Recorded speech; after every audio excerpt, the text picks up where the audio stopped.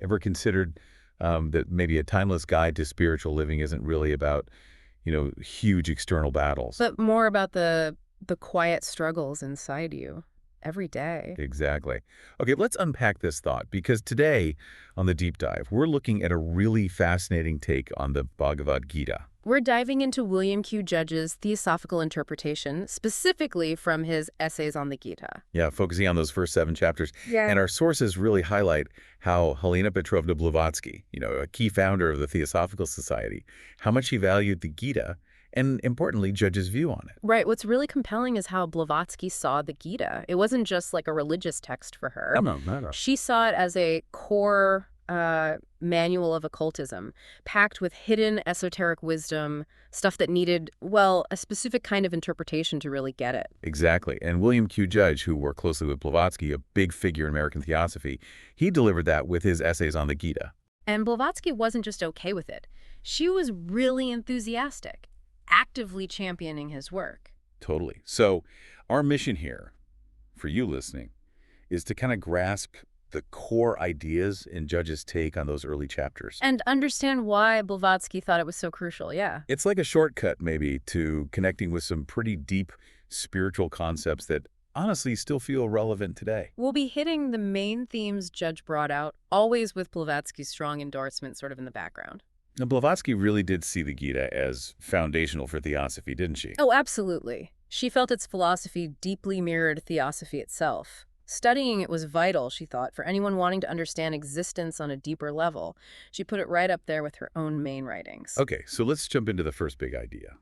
This understanding that the Gita's famous battle, it's not literal history, it's something much more personal.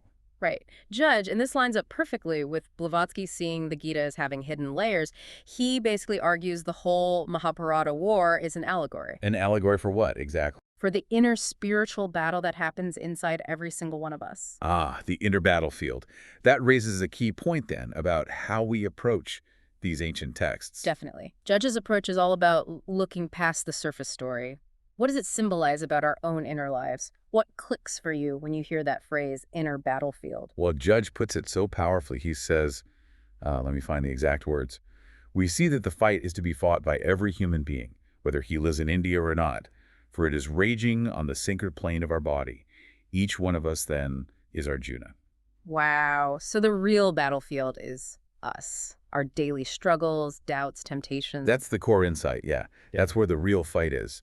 And Judge takes the characters symbolically, too. He does. So Dhritarashtra, the blind king in the story, Judge says he represents the physical body. Blind how? Blind to spiritual stuff, limited. Judge writes, Dhritarashtra is blind because the body, as such, is blind in every way.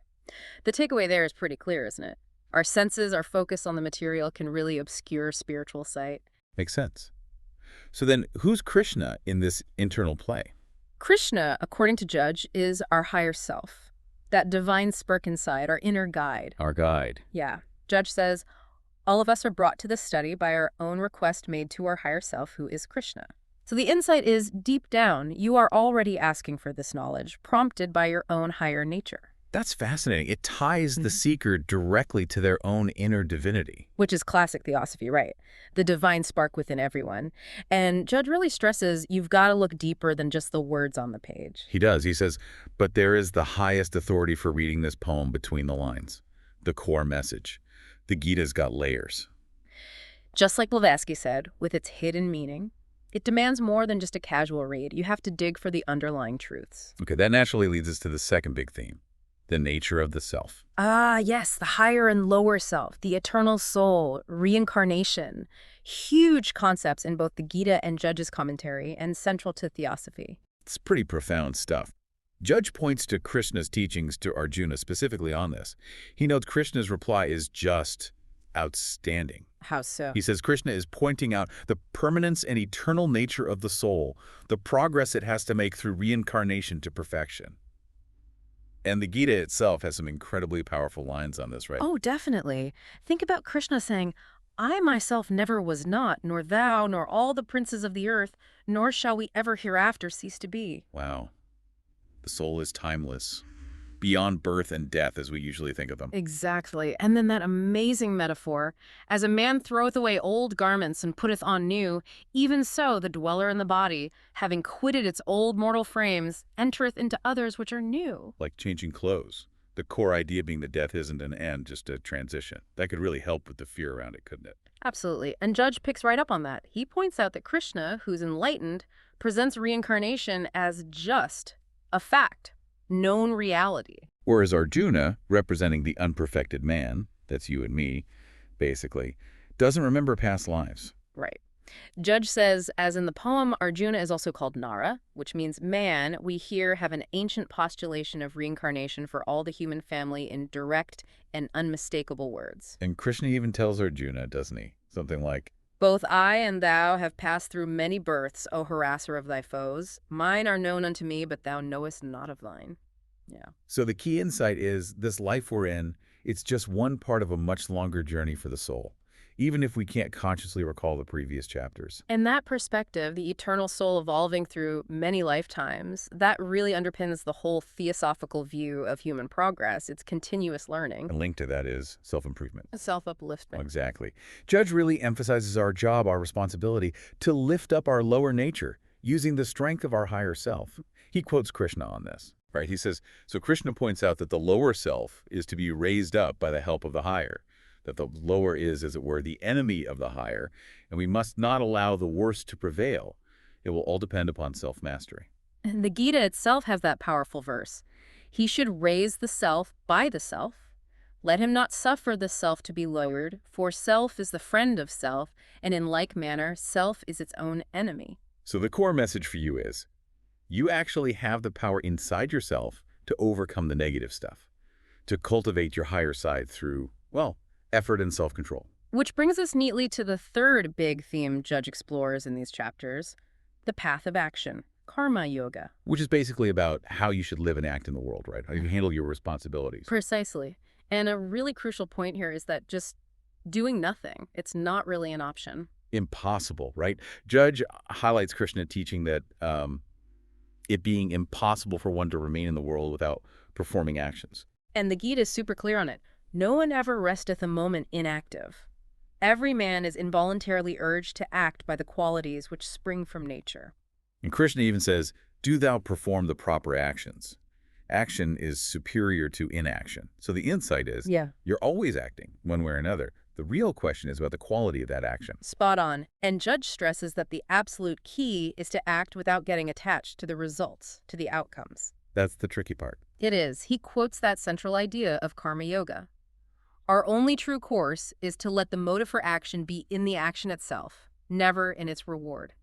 Not to be incited to action by the hope of the result, nor yet indulge a propensity to inertness. So the focus should be on the action itself, doing your best right now without obsessing over what might happen. That's the core takeaway. Focus on the process, not the prize, you could say. And the Gita puts it so beautifully. Let then the motive for action be in the action itself and not in the event. Make the event equal to thee, whether it be success or failure. Equal-mindedness is called yoga. That balance, that inner calm, regardless of outcome. That's yoga. Yeah, and Judge also talks about svadharma, right? Your own duty. He quotes the Gita saying, it is better to do one's own duty, even though it be devoid of excellence, than to perform another's duty well. The duty of another is full of danger. The core idea being, stick to your own path. Do what's right for you based on your nature and situation. Don't try to be someone else. And Judge also points out that acting with devotion is actually seen as better than just quitting action altogether. Right. He notes Krishna acknowledges both paths, renunciation and action, but he says that right performance of action is the better. And the Gita backs that up. Renunciation of action and devotion through action are both means of final emancipation.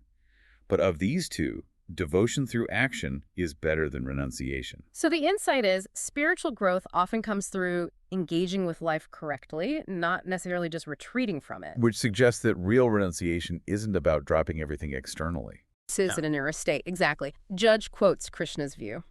He who, unattached to the fruit of his actions, performeth such actions as should be done, is both a renouncer of action and a devotee of right action. Ah, so doing your duty without attachment is a form of renunciation? Yes. Judge continues quoting. Know, O son of Pandu, that what they call sannyasa, or a forsaking of action, is the same as yoga, or the practice of devotion.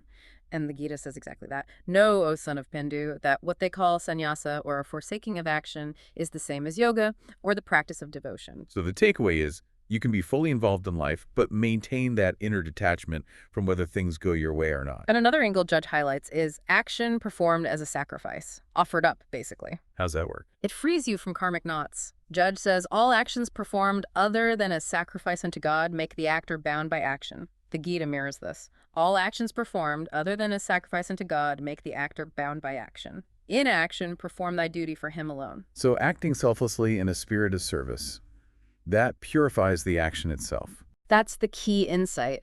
And Judge also gets into this idea that it's not really your deepest self doing the acting. What's acting then? The qualities of nature, the gunas, as they're called. He says, knowing that the qualities act only in the qualities and that the self is distinct from them is not attached in action. And the Gita explains all actions are affected by the qualities of nature. The man deluded by ignorance thinks, I am the actor. Oof.